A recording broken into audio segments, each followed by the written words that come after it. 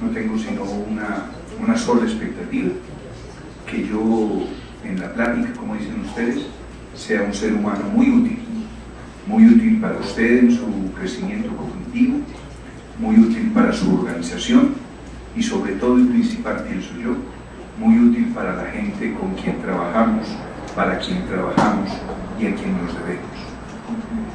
Pues, como todos, yo tenía algo preparado, pero después de haber escuchado el extraordinario panel que acabamos de participar y de las inquietudes, las preguntas y de las intervenciones de algunas de las personas que están acá, pues realmente considero que muchas de las cosas que quería conversar con ustedes pues sí son importantes para mí, pero quisiera, como en el constructivismo, que lo que yo converse con usted hoy sea significativo y sea situado. Y en ese sentido me situó mucho las intervenciones de quienes tuve el honor de que me presidieran, y además me encontré preguntas significativas, y en ese sentido, desde lo situado y lo significativo, quisiera simplemente compartir algunas de las experiencias cognitivas que he tenido el privilegio de enriquecerlas con personas de México. Tengo desde hace 15 años estoy llegando a México. Empecé a trabajar con Naciones Unidas en Oaxaca y después la vida me ha regalado la posibilidad de trabajar con muchas personas, muchas mujeres, muchos hombres de acá de México y de otros países centroamericanos, en Colombia también. Bien, en primera instancia, creo que para mí, de lo que escuché, para mí, y hablo de mí, de Víctor, yo soy Víctor, yo simplemente soy Víctor.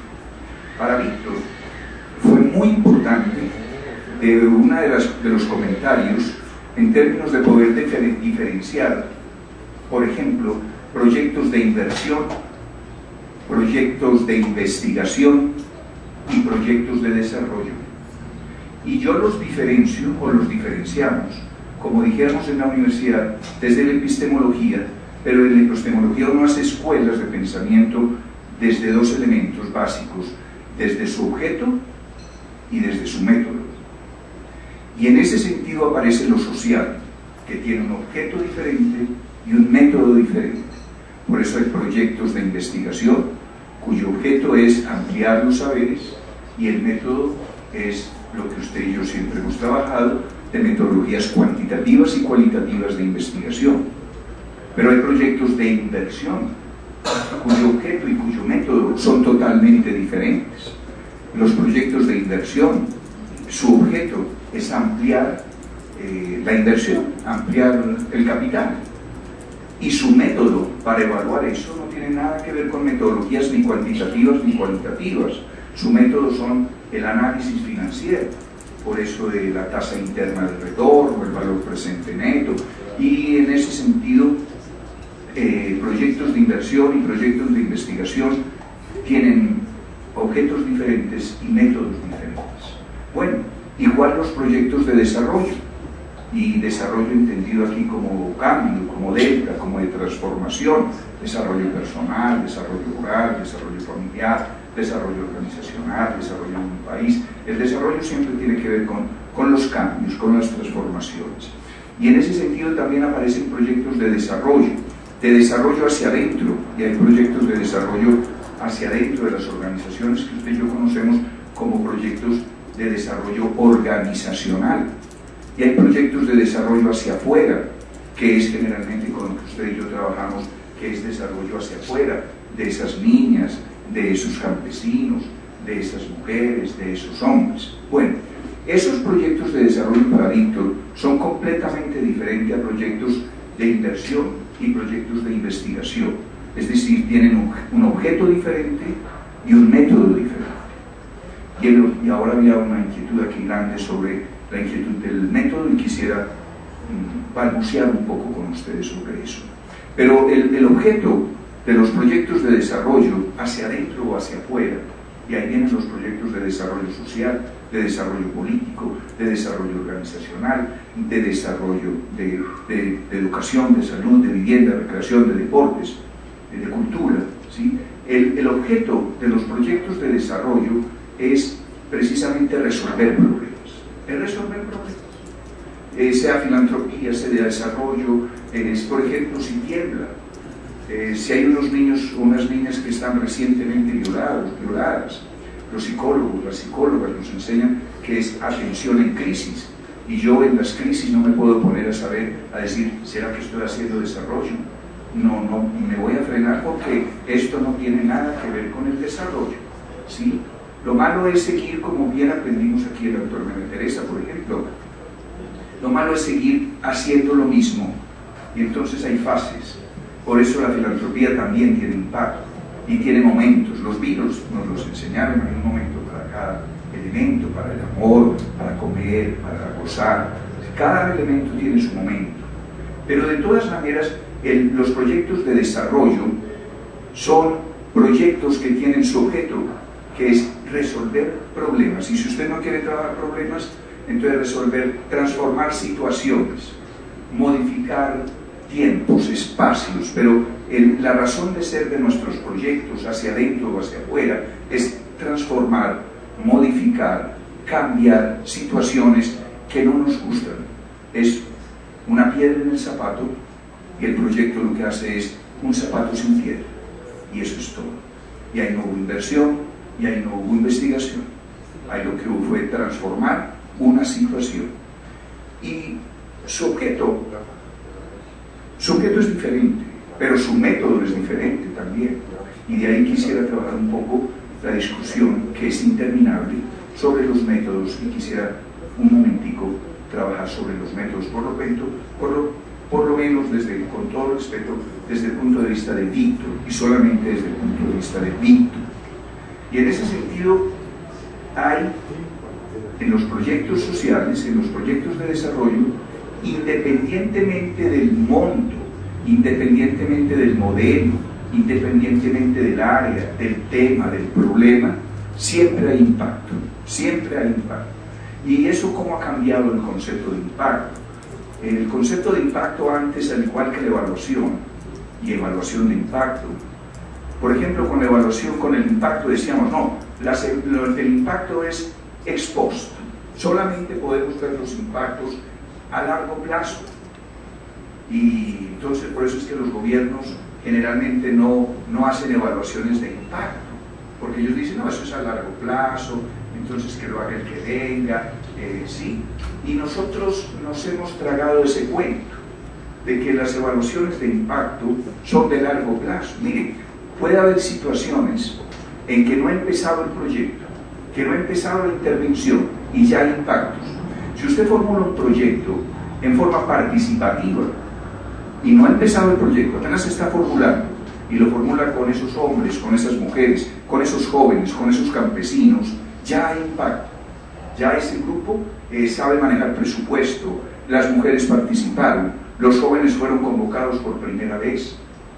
En ese sentido, los conceptos de impacto creo que los tenemos que aterrizar a lo nuestro, y de primero de entrada, por lo menos para Víctor, hay impactos en el ex ante, hay impactos en el durante y hay impactos en el ex post. Y eso en gerencia social y eso en gerencia pública tiene unas connotaciones impresionantes. Por ejemplo, si usted se da cuenta que trabajando con esas niñas, ese proyecto no empieza a visualizarse cambios, transformaciones en esas niñas, es mejor que pare un ratico. O sea, hay que ligar los impactos también con gerencia, y gerencia quiere decir toma de decisiones. Entonces, eso de que las transformaciones son de largo plazo, pues depende, no estamos hablando de eras geológicas. Sí, el impacto en la geología, cuando le saca la sexta pata al elefante, pues va a tomar unas eras geológicas. Pero, por ejemplo, con estas niñas de la calle, con esas niñas de la calle que trabajamos impactos, por ejemplo, o con las personas con algún grado de discapacidad que se tomó acá, un impacto con la OMS es clarísimo en eso. Un impacto con personas con algún grado de discapacidad de entrada tiene que ver con el grado de autonomía, con las niñas de la calle, de entrada, tiene que ver con la autoestima, con que ellas se quieran más. Y si yo estoy notando que lo que estoy haciendo con esas personas con discapacidad no genera autoestima, y estamos hablando de productos de muletas, estamos hablando de productos de sillas de ruedas, de eso no estamos hablando, esos son los productos. Es decir, si eso no veo como organización social, que eso no está transformando, modificando, entonces paro como queremos, como persona queremos, paro como proyectista, como ser humano, como padre de familia, paro y digo, estamos cumpliendo con los productos, pero eso no es siendo efectivos, porque la pregunta contemporánea hoy, hombre, el patronato sabe lo que usted hace, usted sabe lo que usted hace, eso no, lo tenemos que evaluar y más bien lo que tenemos que hacer ahí es reportarlo, darnos cuenta, ¿sí? ¿Cómo ha cambiado eso desde la accountability al self-accountability? El accountability surge desde cooperación internacional, y cooperación internacional, como ellos entonces nos dicen accountability, denos cuenta de, sí tenemos que dar cuenta de, siempre tenemos que dar cuenta de. Pero en Argentina, ahora que tenemos Papa Argentina, en Argentina hay un concepto que dice darle pelota. Si trabajamos en la accountability, entonces trabajaremos ¿y este qué quiere oír? Entonces acomodo mi informe a lo que ella o él quieran oír. Pero si trabajamos en self-accountability, darnos cuenta de, primero el self-accountability, darnos cuenta de, y una vez que yo me dé cuenta de, entonces tomo decisiones, informo, reporto, cambio, modifico, transformo. Bueno, en ese sentido entonces, un segundo elemento es, el primer elemento que crecí yo aquí hoy, diferenciar los proyectos, y diferenciar los proyectos desde el objeto y el método. Segundo, el impacto, que ese concepto de impacto del expost lo podemos enterrar un poquito, y más bien que hay impactos en el ex ante, impactos en el durante e impactos en el expost, entendiendo por impacto, como bien nos decía el profesor Carlos, entendiendo por impacto cambio, transformación, modificación, y hay una diferencia entre producto no se lo lleve con el oxígeno. Y ese también. Yo soy bien. Yo después te lo explico. Y en ese sentido, el segundo elemento que crecí yo aquí es que los impactos siempre hay impacto. Tercero, que son muy difíciles. Sí, son muy difíciles. Y eso sigámoslo diciendo afuera, porque si afuera decimos que es muy fácil, nos bajan el salario. ¿Sí? No nos pagan bien por la consultoría, pero lo más fácil de hacer son evaluaciones de impacto, pero depende del método. Por ejemplo, el viernes tuve el honor y el privilegio de escuchar a uno de los sabios mexicanos que tiene que ver con el Colegio de México, y lo escuchaba. Él es del Comeval, fue uno de los fundadores de Comeval, ahora es uno de los asesores de Comeval, y precisamente lo que él planteaba ahí, en términos de ustedes deben estar muy orgullosos de la medición de pobreza que se hace en México. Personas de Londres, personas de Tanganica, de Kenia, de Vietnam, de Chile, venimos a México porque aquí se está desarrollando una metodología con relación a medición de pobreza, que incluye categorías económicas, pero que incluye por primera vez categorías desde los derechos, y ahí quisiera también trabajar, porque precisamente las evaluaciones de impacto son muy difíciles, son muy costosas, y el doctor Cortés decía que Comeval, con todos los recursos de Comeval, y Comeval viene desde Comeval, empieza cuando el presidente de ese momento, el presidente Fox, convoca a un congreso mundial sobre pobreza, y ahí aparece entonces con personas de África, de Asia, de Canadá, de Estados Unidos, de Latinoamérica, aparece entonces Comeval con unas metodologías que ha ido. Pero lo que quiero rescatar ahí, en términos de que el maestro decía, mire, con todos los recursos de Comeval, con todo lo que hemos hecho de Coneval, solamente hemos hecho 4 evaluaciones de impacto. 4. Y es precisamente porque las evaluaciones de impacto son tremendamente costosas, tremendamente complicadas, tremendamente difíciles, pero por el método, porque precisamente el reto que tenemos en las organizaciones de la sociedad civil hoy es que el señor Descartes murió, y él murió y ya no tenemos el método, no existe el método, no existe el método. Usted no puede graduarse en la universidad o salir ahora de su jubilación y salir con esto y decir, ya tengo el método,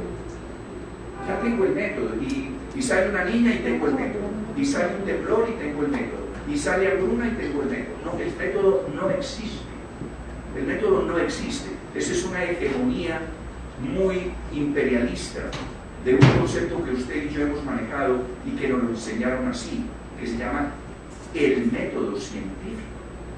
Y no lo enseñaron en plural, y todavía no lo existe en plural, sino que se habla de el método científico, fuera del cual no hay salvación, fuera del cual nada es científico, fuera del cual nada es exacto, fuera del cual nada es, todo es subjetivo fuera de él, nada hay objetivo. Y en ese sentido, como es un método hegemónico, el método, entonces ese método es muy costoso, y además es costoso porque solamente lo manejan 4 o 5 o 6 expertos en cada país, y entonces usted y yo sabemos que eso es un producto inelástico, y como es un producto inelástico, yo le puedo poner el precio que quiera porque yo soy el único que sé de ese método, pero no hay el método.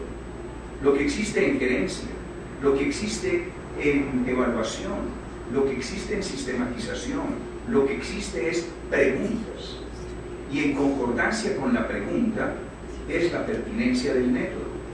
Si yo a las 8 de la mañana en mi organización le estoy preguntando, oye, ¿cómo vamos con el presupuesto? Entonces ahí el método pues es el grado de ejecución presupuestal, y el método es muy cuantitativo, por supuesto. Pero si a las 10 de la mañana sobre el mismo proyecto yo me estoy preguntando colectivamente en la organización, oye, ¿y qué piensan las mujeres sobre esa propuesta? Entonces ahí no, el método no es cuantitativo, porque es ¿qué piensan? ¿Cuál es el sentimiento? ¿Cómo es el alma de esas mujeres con relación a ese proyecto? Y entonces ahí el método es más cualitativo, de las cualidades, de las opiniones. Y a las 12 del día ya no nos estamos preguntando ni por el presupuesto, ni siquiera por qué piensan las mujeres del proyecto. A las 12 del día nos estamos preguntando, óyeme, y la propuesta nuestra es de calidad. Y aparecen otros indicadores que los tiene calidad total, ISO, acreditación, certificación, que son indicadores de calidad. Ya ni siquiera son indicadores cuantitativos ni cualitativos, sino de calidad. Y entonces un programa de calidad, una asociación de calidad es, un televisor de calidad es.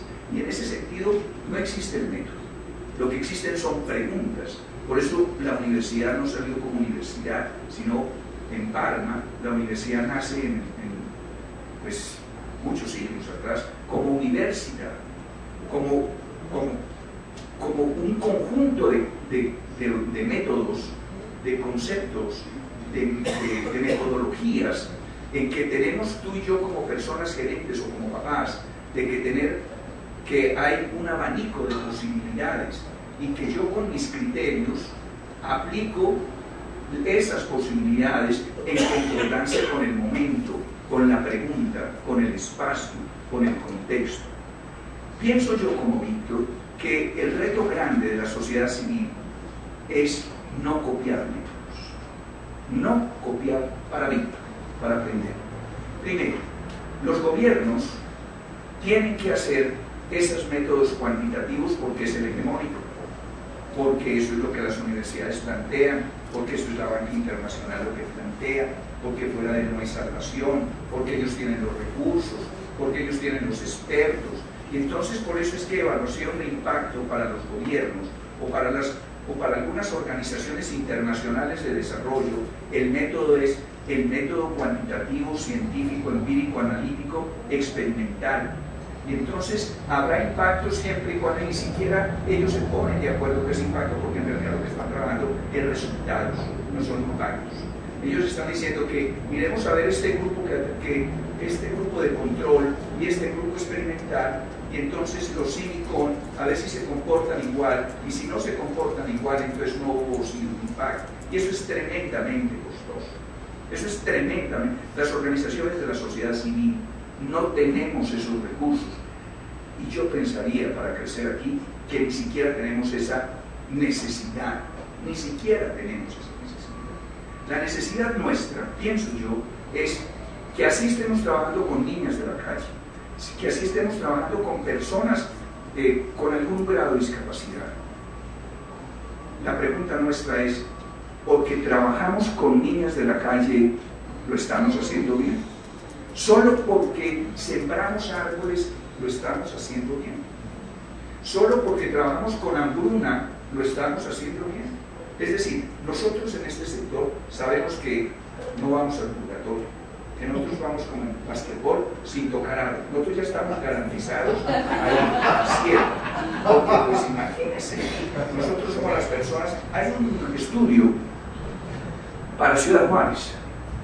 Hay un estudio en Ciudad Juárez que mide el impacto de la sociedad civil sobre el desarrollo.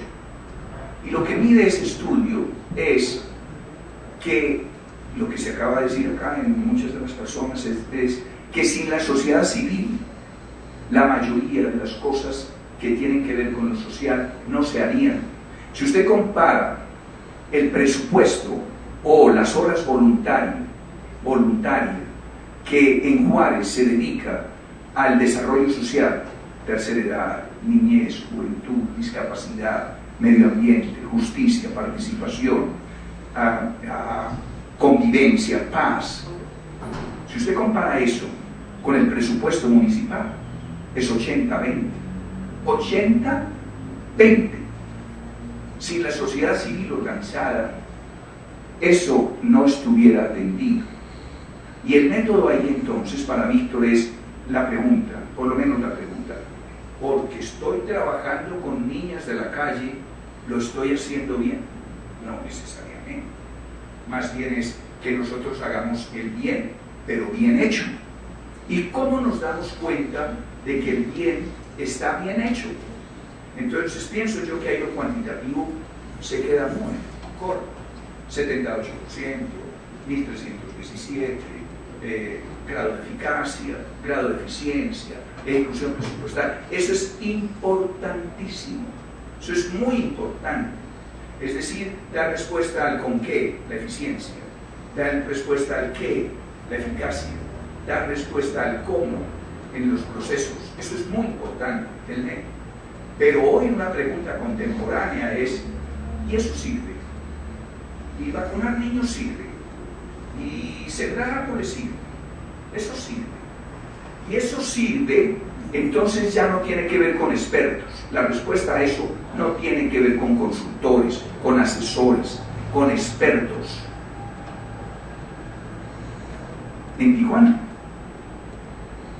nos hacíamos esta pregunta, ¿eso sirve? Y la respuesta fue, pasemos el micrófono, a ver si eso sirve. Pasemos el micrófono, preguntémosle a esas niñas si eso les sirve. No traigamos aquí un consultor a que nos mide el grado de eficacia o de eficiencia de que si lo estamos haciendo bien o no. Quien sabe si lo estamos haciendo bien o no son los receptores, los beneficiarios, y en ese sentido son metodologías cualitativas, sin negar entonces ahora lo cuantitativo. Esa es la bondad del siglo XXI. La bondad del siglo XXI es la complementariedad de los métodos. No nos podemos meter con la pelea académica de que si son indicadores cuantitativos, de que son indicadores cualitativos, de que si el método es cuantitativo, de que si el método es cualitativo. Dejemos eso en la academia, porque que Dios nos bendiga. Pero a usted y a mí, que tenemos esas inquietudes y que no tenemos recursos, entonces no es la pelea entre los métodos, sino la pregunta que nos hagamos y la pertinencia del método. Pero si la pregunta es, ¿lo estamos haciendo bien?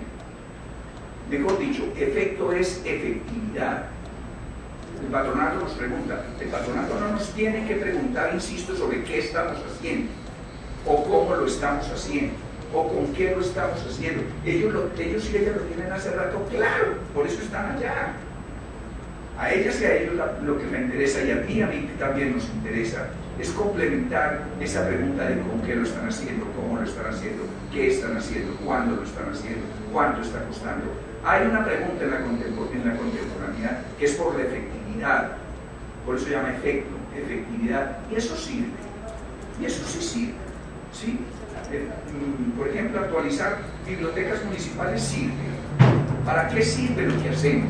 Esa es la diferencia entre medir productos, y aquí una señora aquí fue muy clara en eso, cuando dice, siquiera que empiezo a escuchar y Amartya Sen no lo trae, y dice Amartya Sen, ya es hora de que no nos fijemos tanto sobre lo que hacemos, sino que empecemos a mirar también que si lo que hacemos sirve, ¿para qué sirve lo que hacemos? Y esa es la diferencia entre un producto y un efecto. Producto, lo que hacemos. Efecto, la utilización del producto, que lo que hagamos sirva. Por eso la responsabilidad social hoy, tú y yo como evaluador, y en ese sentido todos somos evaluadores. Eso también ha cambiado mucho. Antes éramos expertos, los sabios. No, esa es la diferencia hoy, de que todos tenemos que evaluar. Por eso las oficinas de evaluación ya no hacen evaluación, así como las oficinas de investigación no hacemos investigación. Nosotros promovemos la investigación. La oficina de evaluación no hace evaluación. Todos tenemos que evaluar, y evaluar permanentemente. Eso ha cambiado muchísimo también. Antes decían, evaluar, no, esperemos, que se acabe el semestre, que se acabe el proyecto, que se acabe la acción. No, nosotros hoy estamos evaluando permanentemente, y todos estamos evaluando, y eso no es de hoy. Las familias de las cavernas también tenían en su esencia humana la evaluación. Este mamundo me gusta, esta carne de serpiente es muy fuerte, esta caverna es muy fría, ¿sí? Y en ese sentido la evaluación siempre ha estado con nosotros. Lo que tenemos hoy, a diferencia de las cavernas, es que hoy tenemos métodos, conceptos, instrumentos, manuales, y eso apenas es desde posguerra. Los primeros que empezaron a trabajar esto fueron en 1930, fueron los educadores, cuando se hicieron las preguntas de ¿será que estos muchachos están aprendiendo? Y entonces, como la inquietud de los profesores era la evaluación de lo cognitivo, entonces los profes empezaron a trabajar la evaluación, y por eso la evaluación nace desde conceptos, métodos, instrumentos. La evaluación nace desde las escuelas de educación, y los acompañan después los psicólogos y las psicólogas, y entonces dicen, oíste, y este tratamiento sí está sirviendo, entonces esta gente sí será menos neurótica. Entonces, como esa es la inquietud de las psicólogas y los psicólogos, acompañan a los profesores en los 30 y en los 40 a empezar a desarrollar metodologías de evaluación. Pero las evaluaciones que vos y yo conocemos, las que tenemos que ver con organizaciones, en ese sentido nacen apenas después de la posguerra, porque cuando viene la gente de la posguerra, unos vinieron en sepulcros, otros vinieron, los que quedaron mejorcitos, entonces los pusieron a evaluar. Por eso el lenguaje de la evaluación es un lenguaje militar, táctica, estrategia, objetivo, porque todo eso viene de los soldados, y en ese sentido lo que se llama táctica y estrategia lo ponemos, empezamos a poner para táctica, estrategia, eficacia y eficiencia en términos de proyectos, y sobre todo en los 50 en la reconstrucción de Europa, en el Plan Marshall, y en las grandes empresas, empresas sociales y de desarrollo comunitario de los Estados Unidos, la construcción de carreteras, de embalses, en los campos, ¿sí?, que surgen en esa historia. Y en ese sentido, entonces, lo que antes se entendía por evaluación, que era medir, después cooperación internacional, digo, no miramos, más bien denos cuenta de, y aparece marco lógico, y aparecen estas cosas. Después llegan unos africanos y unos latinoamericanos y se vean, sí tenemos que medir. sí tenemos que dar cuenta de, pero tenemos también que hacer que la evaluación sea para el aprendizaje. Entonces esa es una evaluación contemporánea. No solamente evaluamos para medir, hay que medir. No solamente evaluamos para dar resultados, self-accountability y accountability, sino que hoy también decimos que la evaluación no es para el control, sino que la evaluación es para el aprendizaje. Por eso digamos hoy evaluación con sostenibilidad. El pasado presidente de Exxon decía que para que Exxon fuera sostenible solamente había un criterio de evaluación, y era que si aprendía más rápido que la competencia. Oiga, pues eso. Entonces ya la sostenibilidad de Exxon ya no era financiera, sino que la sostenibilidad de Exxon es cognitiva. Si aprendo más rápido que la competencia, y su sostenibilidad no es solamente financiera, usted se mantiene, la diferencia es lo que tú y yo sabemos. Eso nace en el 87, nace en inglés, sustainable, pero en español el sustainable tenemos dos palabras, que es, el sustainable lo podemos traducir o como sostenible o como sustentable, y en las organizaciones de la sociedad civil podemos utilizar ambas sostenibilidades. Es que es su proyecto sustentable. Usted cuando va a lo llaman a la tesis de grado, ustedes le dicen, venga a sustentar su tesis. Eso quiere decir es qué sustento tiene, y su proyecto no tiene futuro, sustento para atrás, si eso no tiene sustento político, social, teórico, pero su proyecto tampoco es sostenible en futuro, y entonces la sostenibilidad no solamente es financiera, sí, pero la sostenibilidad en el siglo XXI, que es el siglo del conocimiento, la sostenibilidad es cognitiva. Si usted y yo no nos agarramos todos los días a hacer esto, ahí vienen los muchachos y las muchachas que hablan 5 idiomas, manejan 3 computadores al tiempo, ya ni siquiera tienen computadores porque es la nube, ya vienen con un chip que está conectado directamente a la nube. A vos y a mí nos da miedo el chip que está conectado a la nube, dudamos de ese chip, ellos pasan. Hay una diferencia muy grande entre mi hijo menor y Víctor, millones. Mi hijo menor tiene 22 años, yo tengo 65, te imaginas las diferencias, pero hay una diferencia grande en indicadores tangibles. Cuando se compra algo en mi casa, Víctor dice, no lo haga, présteme el manual. Y yo me trasnocho toda la noche. Y Pacho se va de sus mujeres, o de su fútbol, o de sus cosas, y él se va. Y vuelvo al otro día y me ve todo trasnochado y hay coquillado, y dice, ya lo va a hablar papá.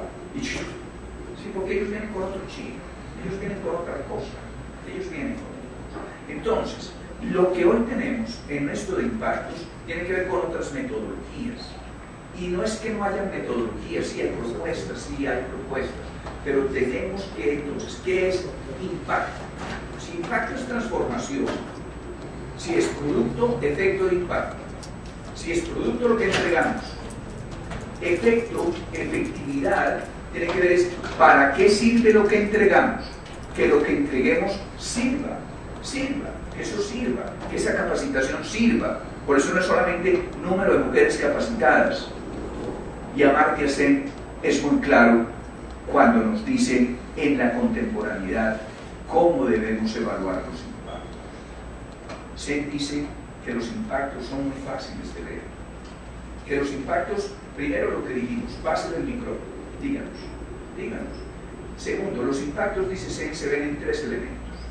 Como los impactos son cambios, entonces es el cambio en el ser. Esas mujeres ya no son las mismas, esas niñas no son las mismas, y no es porque estén durmiendo en la calle o no estén durmiendo en la calle, sino que no son diferentes. Vienen conceptos como autoestima, como sí, y por eso, eso que es por eso la bondad de la gente que me tiene acá, que dice que hacer tangible lo intangible. Todo es tangible, maestros. Si no es tangible, no se puede gerenciar. ¿Cómo va usted a gerenciar algo que no sea tangible? Y en ese sentido, lo que pasó en el siglo XXI es que los católicos y todos los musulmanes tienen unos credos. Por ejemplo, los católicos es, creo en Dios Padre Todopoderoso. Pero en el siglo XXI aparece otro credo que no tumba credo en Dios Padre Todopoderoso, sino que en el siglo XXI aparece otro credo que es ecuménico, que está en el Polo Norte, en el Polo Sur, en África, en Asia, Oceanía, y al momento en que rezamos creo en Dios Padre Todopoderoso, también rezamos con la gente del Polo Norte y del Polo Sur, rezamos y creo en la justicia, creo en la participación, creo en la equidad, creo en la bondad, creo en la democracia, creo en disminuir la pobreza, ¿sí? Y en lo axiológico es que están los impactos. Los efectos es para qué sirve lo que yo hago. Y la diferencia entre un efecto y un impacto es que producto es lo que yo entrego. Efecto es la utilización del producto. ¿Para qué les sirve a estas niñas que yo las capacite y que les dé un hogar? ¿Para qué les sirve? Y una vez que yo veo el uso, entonces el impacto, las transformaciones, las modificaciones. Y hoy tenemos formas que no es desde lo cuantitativo, que no es desde lo experimental, sino que es muy fácil ver, y continúo con Amartya Sen y lo uno a otro se debe. Sen dice, los impactos los veo en el ser.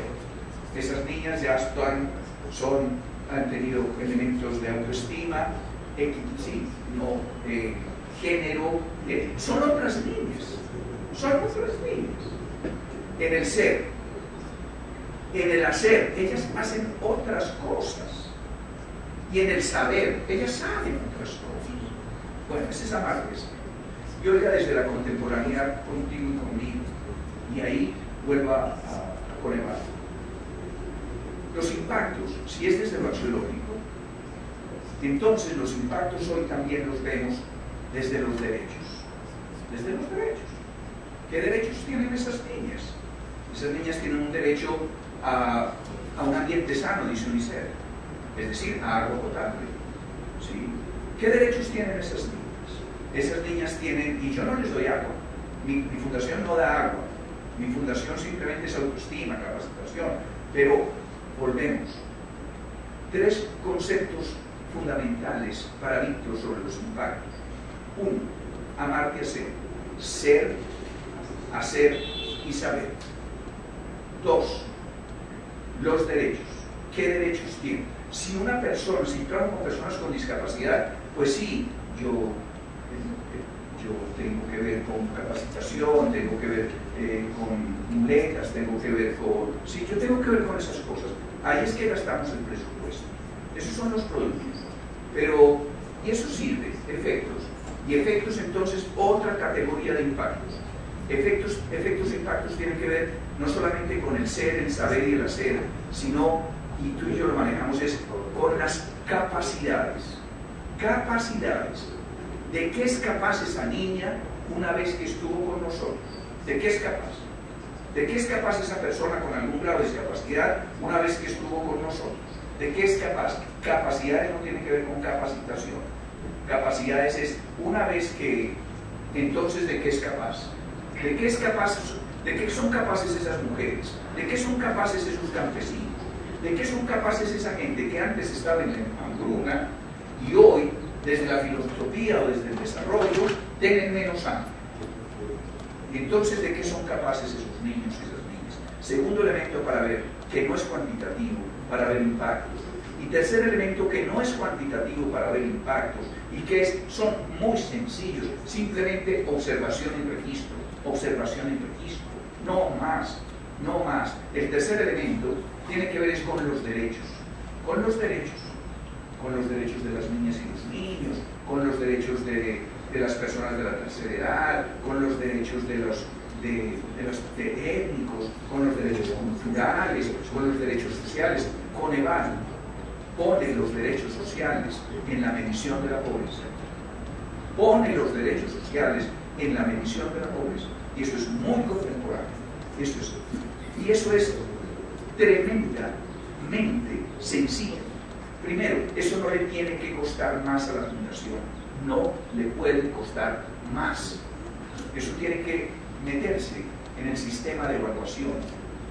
Y todos deben en la fundación estar en eso.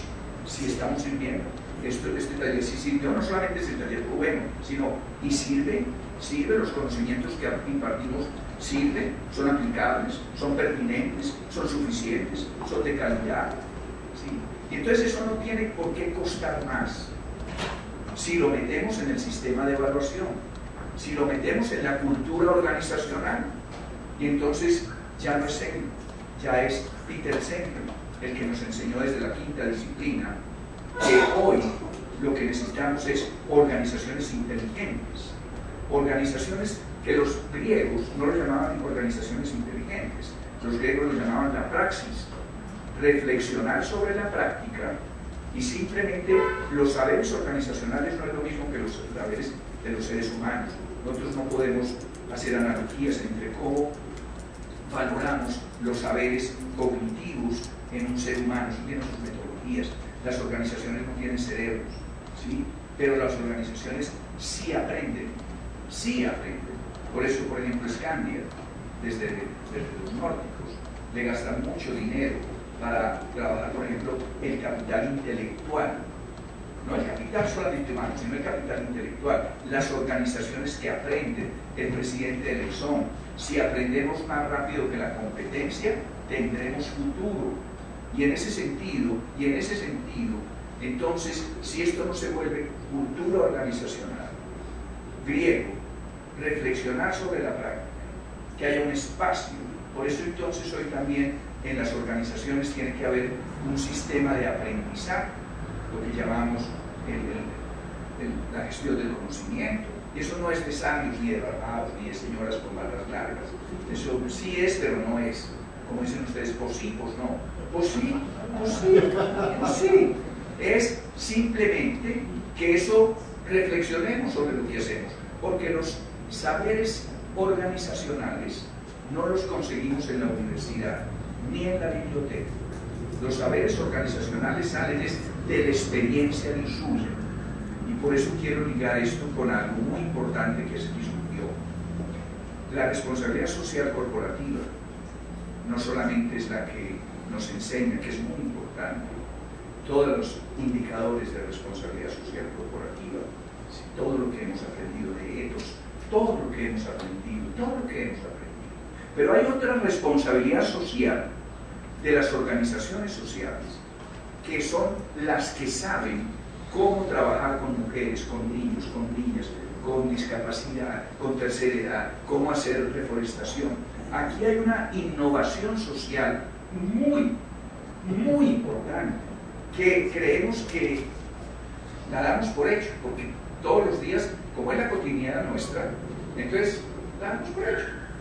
Pero esa es una parte de la responsabilidad social de las ONGs, de las organizaciones de la sociedad civil, hoy contemporánea, que esa innovación social que diariamente hacemos sea incorporada a las políticas públicas.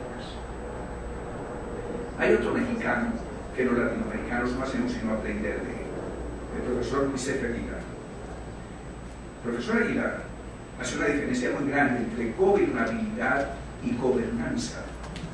La gobernanza, como lo explica el profesor Aguilar, es la forma de gobernar en la contemporaneidad. La forma de gobernar en la contemporaneidad es gobernar entre todos. Entre todos. Ya no es teoría del bienestar, ya no tiene que ver nada con el concepto de el no Estado, con el neoliberalismo. El mundo cambió y por ende el gobierno, los estados de este mundo que cambió, así como las empresas cambiaron, los hijos cambiaron, los hogares cambiaron, el mundo cambió. Y así como el mundo cambió, la forma de gobernar en el siglo XXI es desde la gobernanza, es decir, la unión de tres poderes: el Estado, llamamos allá el Estado, de la sociedad civil, y de los seres humanos. Somos los tres, pero la responsabilidad grande hoy la tenemos nosotros en la sociedad civil, porque en la sociedad civil están los saberes. Ahí es que si el Estado quiere hacer política pública sobre mujeres, ¿cómo no le va a preguntar a usted? Y si el Estado quiere hacer política pública sobre discapacidad, ¿cómo no? Y si el Estado quiere hacer política pública sobre hambruna, y si el Estado quiere hacer política pública sobre juventud, en ese sentido no nos podemos quedar calladitos. Tenemos que hablar y tenemos que participar. En inglés y en alemán, a diferencia del español, del italiano, del portugués, del francés, nosotros en español, en italiano, en portugués, en francés, solamente tenemos una palabra para dos palabras que existen en alemán o dos palabras que existen en inglés, que lo reconocemos. Y eso implica mucho en nuestras culturas. En inglés, como tú y yo sabemos, hay politics y hay policy. Y tanto politics como policy la traducimos al español, al italiano, al portugués, la traducimos como política. Política. Por eso nosotros en la sociedad civil hacer política es sí. Y hacer política en términos de política pública es lo que la implicación del término policy. Y policy tiene que ver con lineamientos, y en la empresa pública, en la empresa privada, en mi casa hay lineamientos. En mi casa hay un lineamiento, el último que llegue apague la luz. Y hay lineamientos. Y en la empresa privada hay política financiera, hay política de mercadeo, y tú y yo en las organizaciones civiles tenemos política de enganche y tenemos política, sí, ese es hacer política, hacer políticas públicas. Así no hagamos política doctrinaria. Podemos hacer política doctrinaria, politics, pero en lo que sí no podemos dudar es que tenemos que hacer policies, políticas públicas, porque nosotros somos los que sabemos. No, pues, inclusive apenas estoy en la primera página. Qué rico, muchas gracias.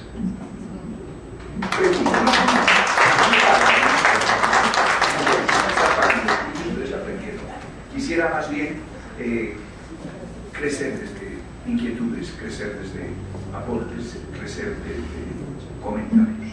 Muchas gracias.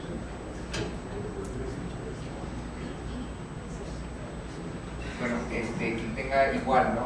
Quien tenga una pregunta, por favor, se pone de pie, su nombre y de dónde viene. Gracias. ¿Para dónde va? No solamente de dónde viene, sino para dónde va. Roberto Arce, de Fundación Tercer Sector. Quiero tratar de recapitular un poco para traducir esta propuesta y para saber si la entiendo de alguna manera y acoplarlo un poco también a mis quehaceres y a mis deberes cotidianos. Un comentario, profesor. Sí. Yo tenía un profesor en física, el doctor Martins, que decía que si usted no comprendió, no es porque usted no comprendió, sino que yo no me comuniqué. Entonces, en ese sentido, pido excusas de que yo no me comuniqué, con todo respeto. Bien. Tratando pues de traducir esta propuesta, pensaría que la forma de evaluación que sugiere tendría que ver con construir esas, vamos a llamarlos ya formalmente indicadores, que dieran respuesta a las preguntas de la mañana, o a las preguntas sobre el presupuesto, a las preguntas sobre el proceso, sobre los medios, sobre los productos o sobre los efectos que una organización debe generar. Es decir, que no requiera esta exigencia que hoy día es una tendencia, ¿no?, de pedir que hagan una evaluación de impacto, y que ya hablamos un poco con el asunto que nos ha expuesto del costo, de las implicaciones. Sin embargo, si esto fue entendido de acuerdo a la propuesta, pues de dar respuesta a esas, a través de indicadores de esas preguntas, que son las que nos hacemos como equipo, las que se deben hacer quienes son los llamados derechohabientes de nuestros servicios, y por otra parte quien también exige, ¿no?, el hacer una aportación o el exigir un tanto esos efectos. ¿Y qué tanto podríamos casarlo, o qué tanto sería recomendable? Porque esa es la otra implicación, que es una tendencia que a lo mejor, como bien nos dijo desde el principio, no es necesaria, con los índices ya, ¿no?, a nivel de lectura social. ¿Qué tan necesario? Porque evidentemente implica mucho en la labor interna, pero para entender cómo resolver esa parte, de lo dentro y de lo de fuera, entre las exigencias de medir indicadores y de compararlo con índices. Gracias. Qué bueno. Pues en el primer elemento, la profesora María Teresa nos dio una respuesta muy interesante sobre una inquietud, dado mis ordenas, espero que sea así. Pero hay una diferencia en el siglo XXI y en los latinoamericanos y en los africanos, en que, y voy a trabajar dos frases que salieron aquí y que siempre las trabajo, que me sirven mucho. Desde lo cuantitativo, desde el método científico, hay una frase que dice que lo que no se mide no se gerencia. O más radical aún, lo que no se mide no existe. ¿Sí? Pero también habría otro señor que era Einstein, que era un señor Perú, que en cada pelo tenía una raíz cuadrada y que llega a decir: no todo lo que cuenta puede ser contado, y aún no todo lo que se cuenta, cuenta. En la balanza que nos movemos, entonces, hay, por ejemplo, sostenibilidad, por ejemplo, con esas niñas o con esas personas con algún grado de discapacidad. Hay un elemento fundamental que tiene que ver con independencia. No es que ellos sean ahora 14% independientes y esperamos que con nuestra propuesta lleguen a ser 32% independientes. O con esas niñas de la autoestima. No es que las encontramos con una autoestima de 17 y esperamos que suban a una autoestima de 43. Usted no es infiel 18%. Usted no es infiel 18%. No todo lo que cuenta, cuenta. Y no todo lo que se cuenta, cuenta. En ese sentido, hay unas variables que son medibles y utilizamos indicadores. Y la maestra lo dijo. Pero hay otras variables que no son medibles, pero que tienen que gerenciarse. Y en ese sentido, lo que no se pueda medir, se describe. Los psicólogos y las psicólogas trabajan unos elementos muy intangibles, por ejemplo, neurosis. Y ellos no dicen, la neurosis de esta persona es 14, queremos que con el tratamiento vaya a 10. No, ellos hacen como en estadística el concepto de la definición operacional. Y ellos y ellas dicen, una persona neurótica es, y entonces en concordancia con esa definición es que yo empiezo a hacer la evaluación. Y no hay medición siempre. En antropología, por ejemplo, yo a mi hija menor, yo le digo, Isita, ay, yo te valoro tanto, Tis. Tis no vale 4.232.317 euros. Tis vale mucho. Y yo sé cuando en un hogar me quieren mucho, poquito, o es mejor que me empiece ahí. ¿Sí? Y entonces, cuando no se puede medir, Max Neff nos dice que hay que describir. Por eso la literatura todavía no está en Google, pero va a estar muy pronto en Google, que va a decir que hay indicadores, pero que también hay descriptores. Por ejemplo, la mayoría de los derechos humanos, justicia, participación, equidad, hay que describirla. Y una vez, hay una discusión muy interesante entre el maestro Kant y el maestro Hegel. Kant dice, la unidad tiene cantidad, calidad y medida. Y le dice Hegel, sí maestro, pero no en ese orden. Es primero cualidad, y veamos cuántos tienen esas cualidades, y después los medimos. ¿Sí? Y en ese sentido, vemos que eso viene, imagínense, había unos señores que llamaban los presocráticos, 2500 años, y esos señores hace 2500 años dijeron, la medida es el hombre. Perdóname, no dijeron la medida es la mujer, porque ya sabemos que en la polis, pues ni mujeres, ni esclavos, ni comerciantes. Por eso que en la polis no había sino el 20% de los atenienses. Pero llegaron a decir la medida es el hombre. Hoy decimos desarrollo a escala humana. Y como es desarrollo a escala humana, ahí hay variables tangibles y ahí hay variables intangibles, aunque todo es tangible. Pero bueno, para ganar otro billete sigamos diciendo que hay variables tangibles e intangibles. Más bien, si esa variable en este momento no la podemos medir, hay que describirla. ¿Qué es una niña con autoestima? ¿Qué es un muchacho independiente? ¿Sí? ¿Qué es una cuenca sostenible? ¿Qué es una organización de calidad? Y describimos qué es una organización de calidad y con ese patrón valoramos. Por eso no siempre se mide, siempre se valora o se aprecia. Si se deja medir, lo medimos. Si no se deja medir, lo apreciamos, lo valoramos. Aunque siempre podemos hacer tangible lo intangible. ¿Y cómo hacemos tangible lo intangible? Hay muchos métodos, pero podríamos rápidamente ir con los algoritmos. Los algoritmos dicen, oiga, esta belleza. Los algoritmos dicen que ellos no le hacen seguimiento a la enfermedad, sino que le hacen seguimiento a los síntomas. Es decir, ellos no le hacen seguimiento a la bronquitis, porque no hay un bronquitómetro. Ellos lo que le hacen es seguimiento es, ¿me está tosiendo menos? Come un poquito más, le bajó la fiebre. Y en ese sentido, para hacer tangible lo intangible en lo social, por ejemplo, violencia intrafamiliar, uno no le puede hacer seguimiento y evaluación a la violencia. ¿A qué le hace uno seguimiento y evaluación? A los síntomas, a las manifestaciones de la violencia.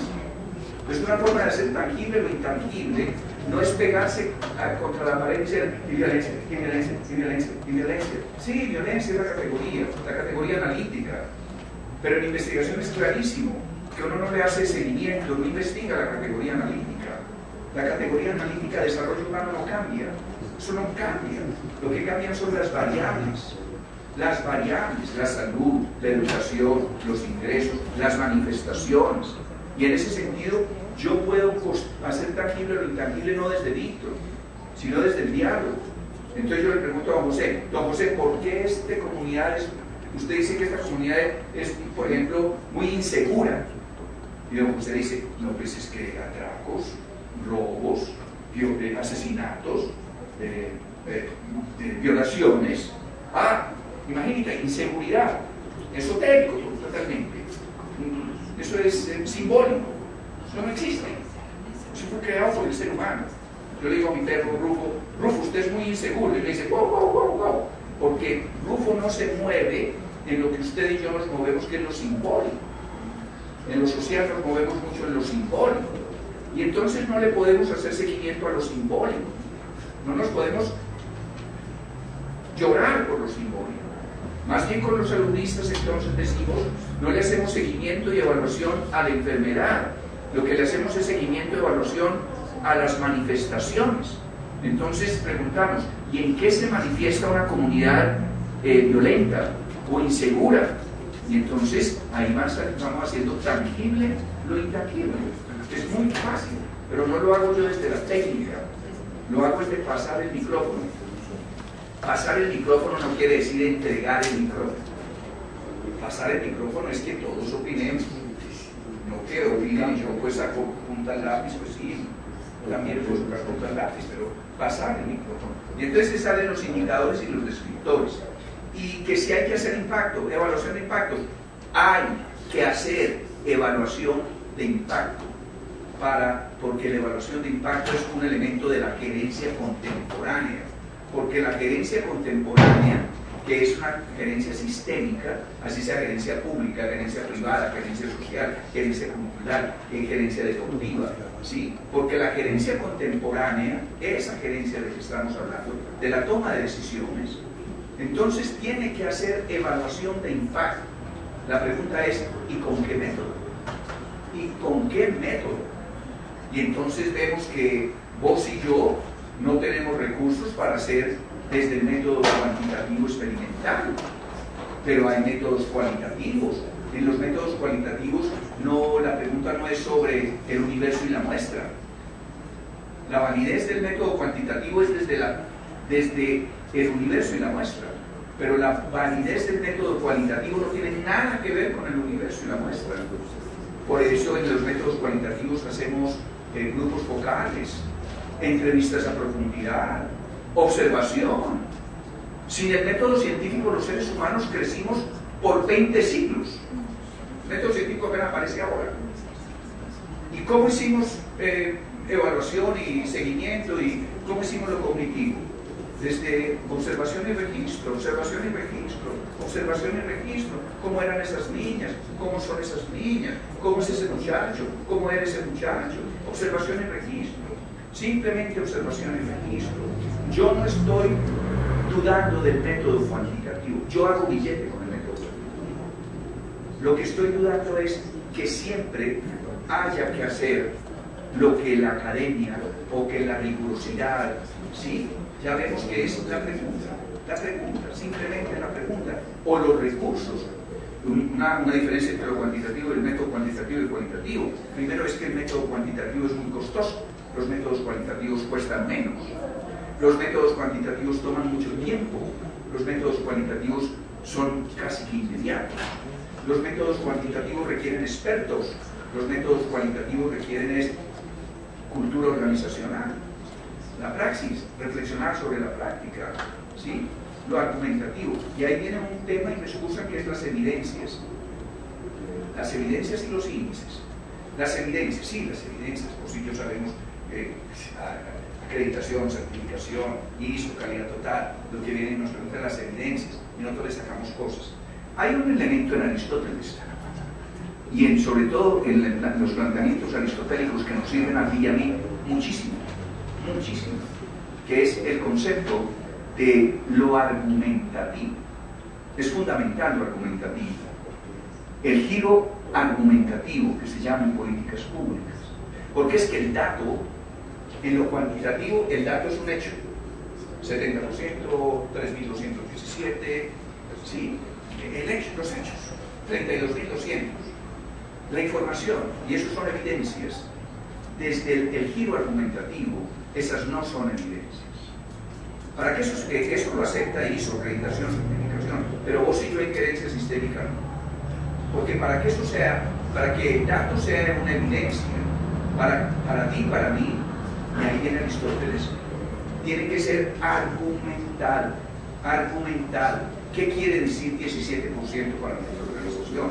Porque 90% no necesariamente siempre es bueno, y 10% no necesariamente es malo. Yo estaba trabajando en un proyecto en una zona muy fuerte, en Colombia, que se imaginan, Colombia entera es una zona fuerte, pero bueno, una más fuertecita, ¿sí? Y entonces estábamos trabajando ahí no con personas que usaban psicotrópicos, sino con personas que venden drogas, químicos. Y eso lo estábamos haciendo con unos recursos de Naciones Unidas. Y entonces, al final, que es casi al principio, esta gente de Naciones Unidas dice, pero 10, ¿qué es eso? 10. Sí, saque 10 íbaros de un barrio para ver cómo se transforma el barrio. Y es que los íbaros de ese barrio eran un 1%. Es que el 1% es muy poquito. 94% con mala calidad es mejor que no lo haga. ¿Sí? Y en ese sentido aparece lo cuantitual. Y en ese sentido el dato no es evidente por sí solo, ni la información es evidente por sí sola. Aristóteles, para que el dato sea evidente, para que la información sea evidente, sobre todo para ti y para mí, tiene que ser de lo argumentativo. Porque ojo también con lo cualitativo cuando habla de los grupos focales y de los relatos. No porque doña Julia dijo, así es. Por eso es bien claro que existe el relato, el contrarrelato y el metarrelato. Relato. Doña Julia, ¿usted qué piensa de este programa sobre las mujeres? Y en ese día doña Julia, en la noche anterior, peleó con el marido. Y además la fundación no contrató el refrigerio con la mamá. Entonces doña Julia ese día está, pero muy brava con la fundación. Y entonces el relato de doña Julia ese día va a ser ese es el relato. Pero también sabemos que existe don José, que tiene un contrarrelato, que no pide igual en ese momento a doña Julia, pero tampoco le creo a don José. Aparece el relato, el contrarrelato, y lo que nos interesa en la organización y en la evaluación de impactos es el metarrelato, la interpretación que usted y yo hacemos del relato y el contrarrelato. Y para eso vamos es a tercero primario. En tercero primario nos enseñaron a trabajar fraccionarios y nos dijeron comunes y no comunes con su mejor exponente. Y por ahí va nuestro metarrelato: comunes y no comunes con su mejor exponente. Y aparecen los índices. Y una diferencia entre un indicador y un índice es lo que tú y yo sabemos. Los indicadores son simples, los índices son complejos. El índice que usted todos los días maneja, el índice de inflación. El índice de inflación es 0.02. Pues ese 0.02 adentro tiene en estadística, a usted porque no le puso cuidado al profesor de matemáticas en tercero, pero él nos enseñó los números índices. Y él decía que números índices es un número que a su interior tiene varios valores. Así el índice de inflación a su interior tiene valores que tienen que ver con la salud, con el deporte, con el arriendo, ¿sí? Bueno, igual, los impactos se miden, se valoran, se aprecian. Como los impactos son complejos, entonces no puede haber un indicador de impacto. Los impactos se pueden ver en índices: índice de calidad de vida, índice de desarrollo humano, índice de satisfacción, índice de sostenibilidad. Y entonces, porque es que el impacto es complejo no es difícil, vemos que eso no es nada difícil, pero el impacto tiene muchos elementos, y como tiene muchos elementos, entonces tiene varios indicadores por cada elemento, y entonces tenemos que construir índices. Pero hay un elemento en esto que es que afuera no se dice así, pero que espero que se pueda decir aquí.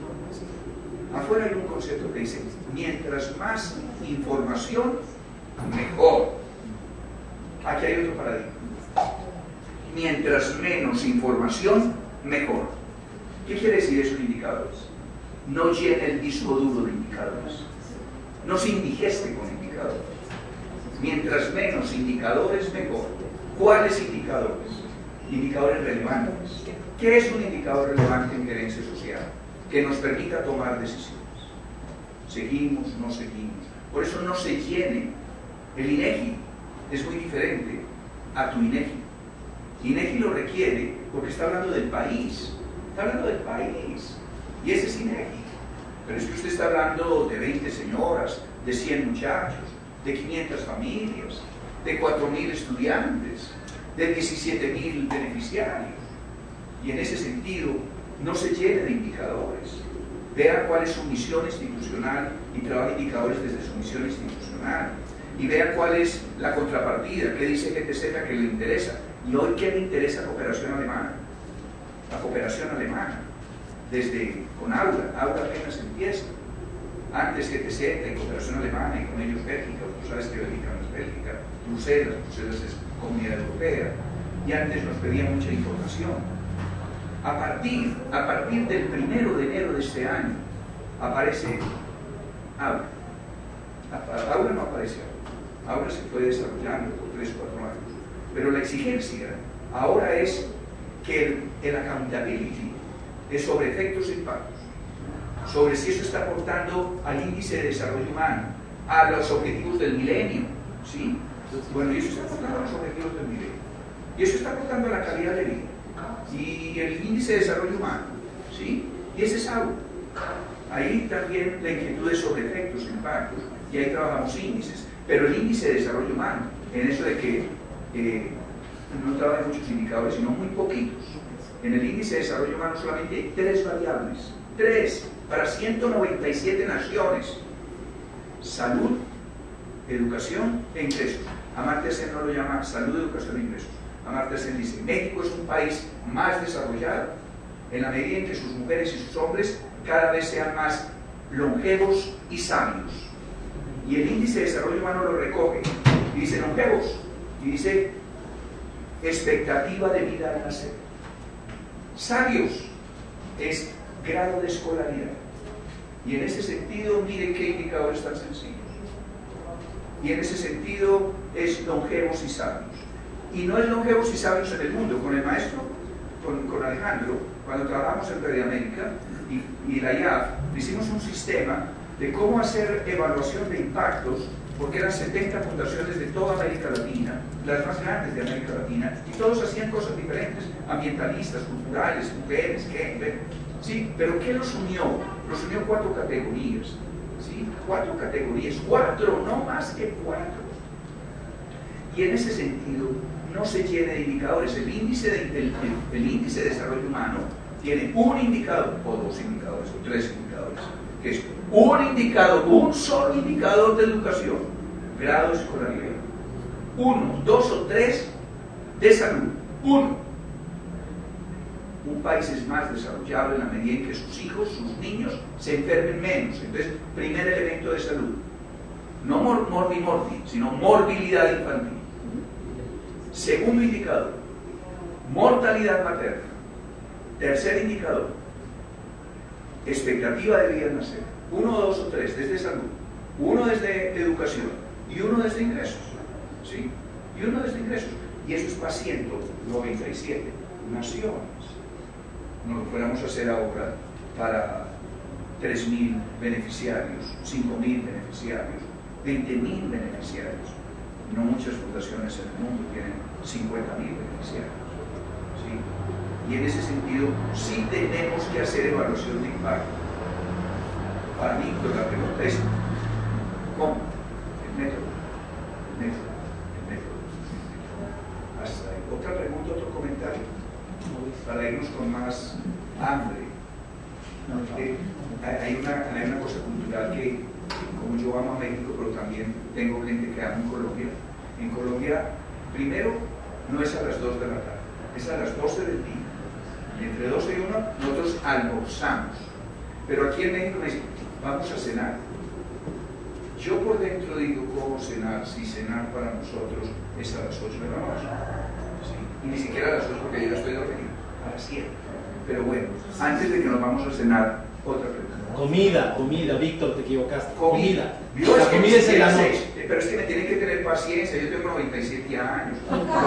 Sí, pero cena no. A las 47 veces empiezo a coger, a tomar. Entonces ya apenas voy en 2, sí, o sea, me va a estar 45. Téngame paciencia, compañero, maestro. Muchas gracias. Vivimos bajo el principio de escasez de recursos y evaluar es pertinente, y es pertinente en la medida que se responden las preguntas requeridas o acertadas. Y si todo lo tangible se puede gerenciar, mi pregunta para el profesor y pues para toda la gente que estamos acá,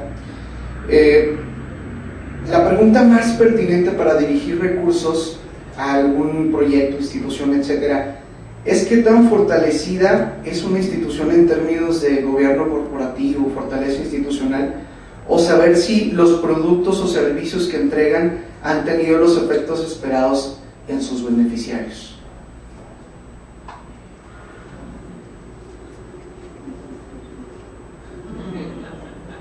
Primero, sobre la escasez de recursos. Había una señora que se llamaba Celia Cruz. Y Celia decía, no hay cama para tanta gente. Los economistas decimos que siempre los recursos son escasos, porque las necesidades son muchas.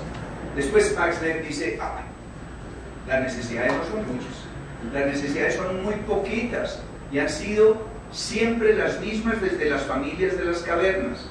La necesidad de la ternura, del amor, del cubrirnos, del vestirnos, del alimentarnos.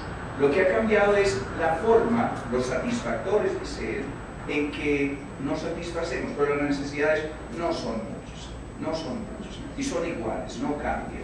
La forma, lo que cambia es la moda, el satisfactor. 1, 2. Y en ese sentido que la escasez de recursos, con todo respeto, lo voy a comentar desde mi ideología.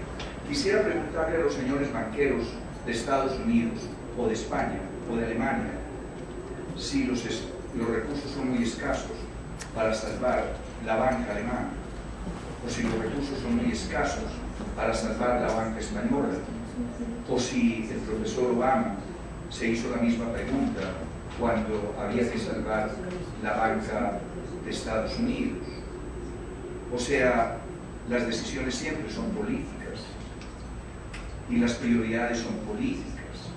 Y en ese sentido, cuando se ponga como prioridad el hambre, la miseria, la pobreza, entonces ahí no habrá recursos escasos.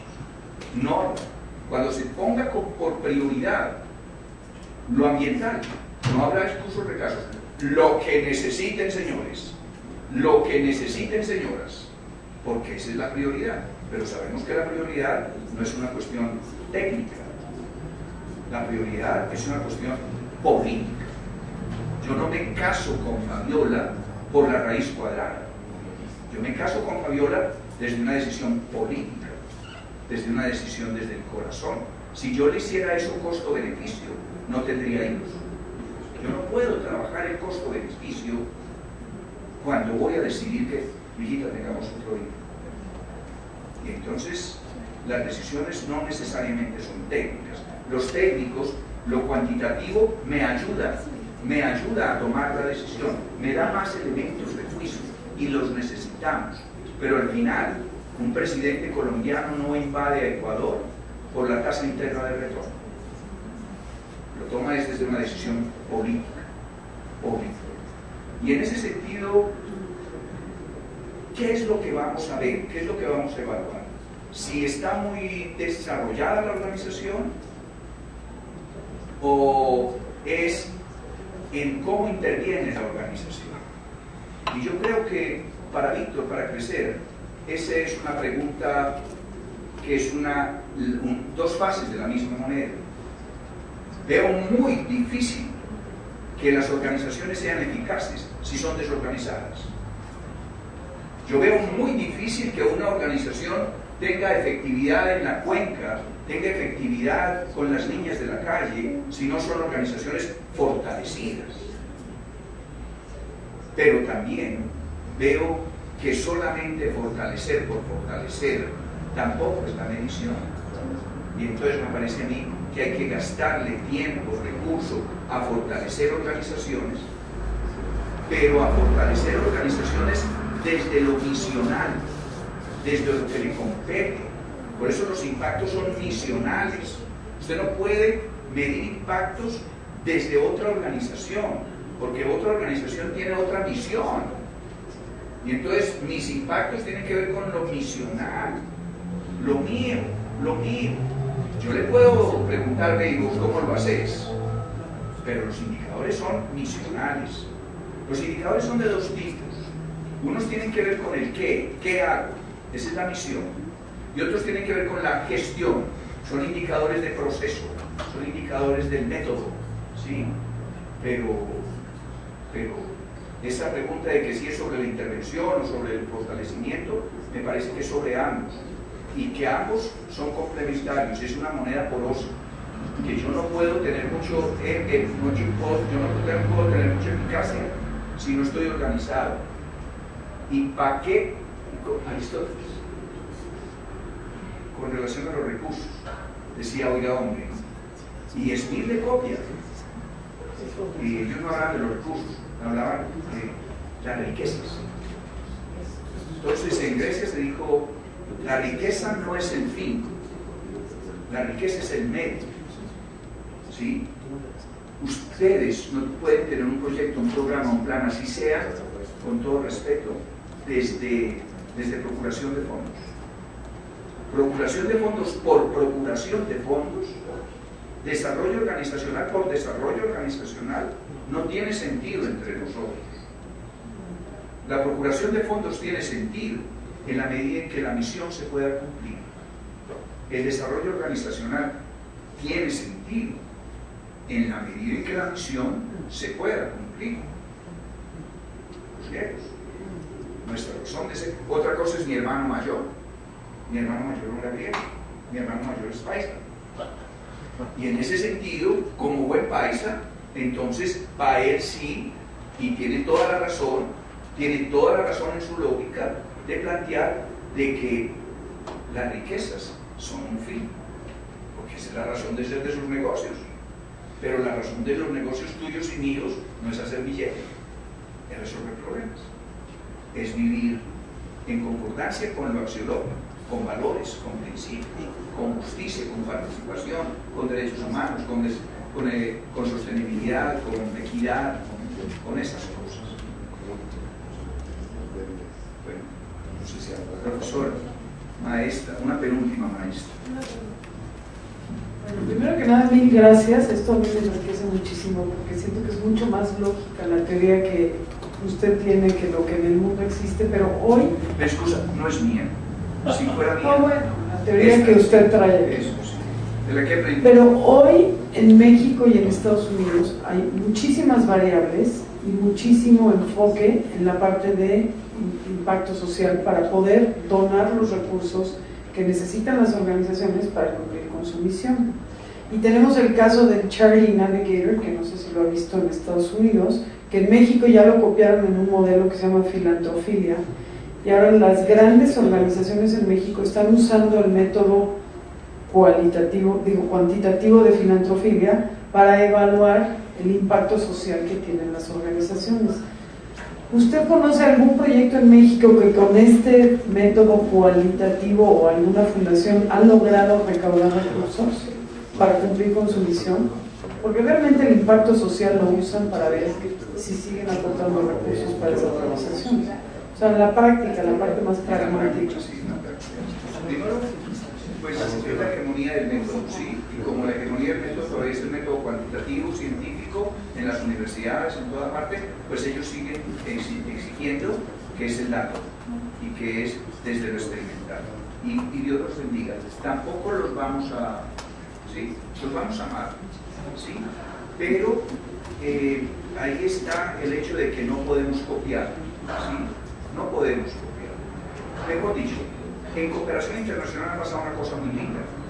En cooperación internacional, pienso yo, una cosa de Chomsky, de lingüística, ¿sí? Antes éramos países receptores y países donantes. Y ya sabemos lo que implica ser receptor. Muchas gracias. Y ya sabemos lo que implica ser donante, ¿sí? Desde la Declaración de París cambia esa lenguaje. Y ya no hay ni países receptores ni países donantes. Lo que hay es países cooperantes, porque son alianzas, es un gana-gana. Y entonces, en ese sentido, si nosotros no tenemos nada que decir, así hubiera cambiado el lenguaje, nos seguirán imponiendo. Pero si nosotros llega cooperación, que lo necesitamos, cooperación la necesitamos, toda, cooperación norte-sur, sur-sur, tercera, segunda, necesitamos todo, porque no es cooperación, es hermandad, es solidaridad, ¿sí? ¿Sí? Es solidaridad, es simplemente solidaridad, ¿sí?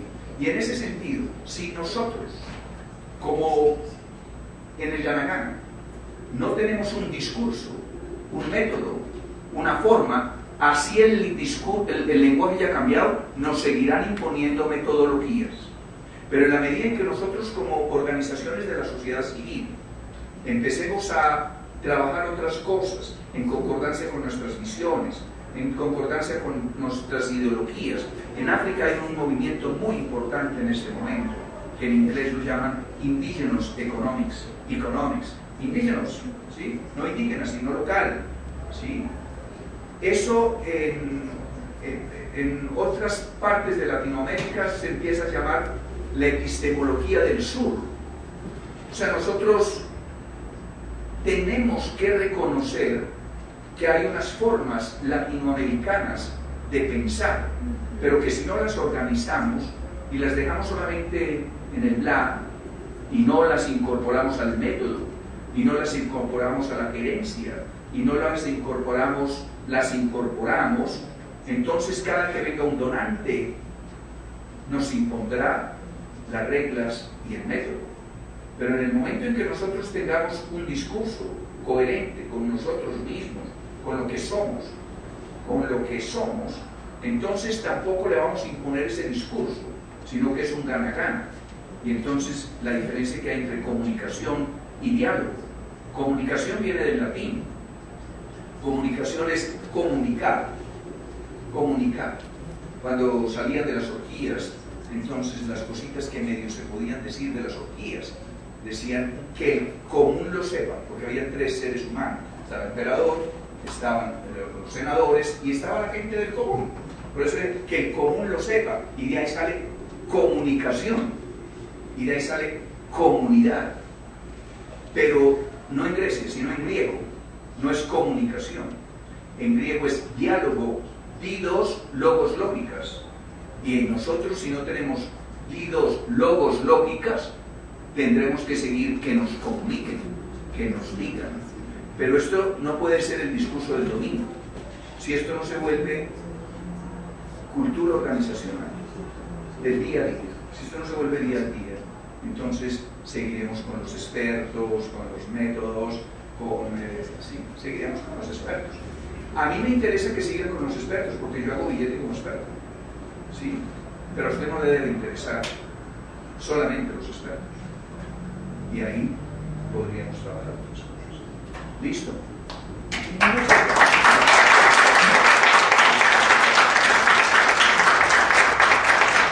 Yo tengo una reflexión final que siempre la trabajo con las personas tan queridas con que he tenido la oportunidad de crecer en México y Latinoamérica. Profesor, así es, pero así no es. Si así fuera, yo estuviera ahorita en Spring Term, en Playa del Carmen. Así es, pero así no es. Porque si así fuera, entonces los psicólogos y los psicólogos no pudieran trabajar el aquí y el hoy. O Einstein no hubiera podido trabajar el tiempo y el espacio. Así es, pero así no es. ¿Cómo es?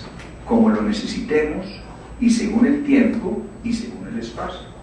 Y si cambia el tiempo y si cambia el espacio, cambia la unidad de análisis, decíamos.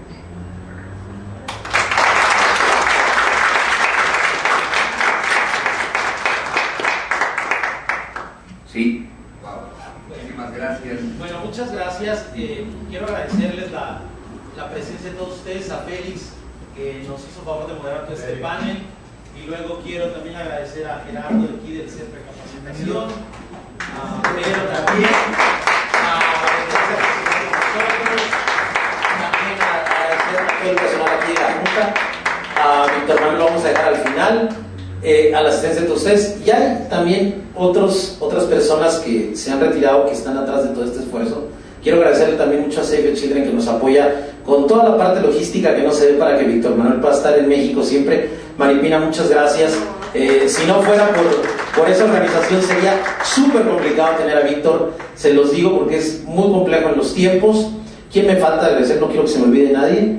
Bueno, entonces, pues agradecerles mucho y decirles que hace 2 años hicimos el programa largo, que es de verano. Tenemos ahí una deuda con AFP, con alguno de los que estuvo en noviembre, pero decirles que los días que estuvo aquí Víctor logramos ordenar los tiempos, y vamos a poder ofrecer en junio y septiembre el programa, que es de 60 horas.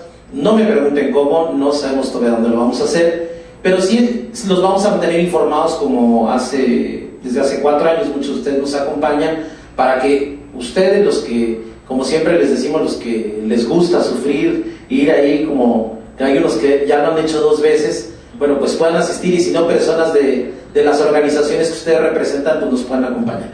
Así que, como les dije en la mañana, no se trataba de tener un público aquí lleno, sí, como que lo ven extraño. Realmente fue una invitación cerrada, y a otras personas que era importante que estuvieran aquí. Así que quiero agradecerles mucho, y en especial, Víctor, quiero agradecerte tu bondad. Estuvo la semana pasada aquí, les digo, en su programa que tiene de maestría con Flaxo, y bueno, aceptó quedarse un día más para estar aquí en Ciudad de México con nosotros. Así que pues quiero agradecerte, Víctor, y también comentarles que el libro que ustedes ven ahí, este libro de impacto social, realmente es parte del programa. Y también decirles, para los que están interesados, hay otro libro que Víctor sacó, que espero que lo podamos tener en junio, que es sobre política pública y indicadores culturales, y es parte de de todo este compendio de cosas. y decirles que debido a la relevancia del tema y cómo está abordado, fue una edición del Ministerio de Cultura en Colombia con el departamento del Cauca, donde vive Víctor ahora, que es eso incluye Cali, y entonces es una edición que está agotada, así que ya he platicado con Víctor para que podamos hacer una revisión, y finalmente, como él lo platicaba, es uno de los temas que tiene que ver con derechos, que tiene que ver con la prevención del delito, pero como decía él, la fórmula no es única, sirve para muchas cosas, y de veras agradecerte, Víctor, la amabilidad y el tiempo, y ya nos vamos al ratito al aeropuerto de la Colombia y de otro lado. Gracias por... Lo que vamos a hacer en junio, julio y agosto, septiembre, él tiene las fechas más claras. Él me dice, vaya y cante, yo voy y canto. Vaya, recite, yo voy y recito. Baile ballet, yo bailo ballet. Yo bailo tango también, recito también. Pero lo que vamos a hacer esta vez, lo que vamos a hacer es muy diferente, ¿sí? Vamos a hacer una parte de lo que venimos trabajando, ¿sí? Porque no podemos olvidar lo que venimos trabajando. Pero una segunda parte, lo que queremos hacer es hacer énfasis de lo que hoy medio balbuceamos, es decir, cómo organizaciones como las nuestras podemos, desde otros métodos, desde otros métodos, ¿sí? Poder valorar, no medir, y si hay que medir, lo medimos, no nos da miedo, pero poder valorar nuestros impactos, nuestros efectos y nuestros impactos. O sea que vamos también en esta nueva fase a trabajar otras formas de valorar efectos e impactos. Eso es. Pues muchas gracias a todos, buenas tardes. Gracias a la